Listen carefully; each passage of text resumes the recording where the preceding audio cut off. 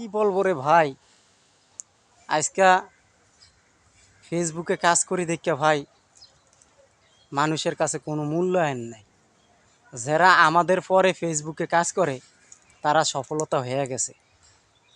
হ্যাঁ, আমাদের এই প্ল্যাটফর্মে কিছু কিছু অডিয়েন্স আছে, আমাদের ভিডিওগুলো যদি সামনে যায় তারা ধাক্কা দেয়, আর তাদের ভিডিওগুলো আমরা ধাক্কা দিতে পারি না।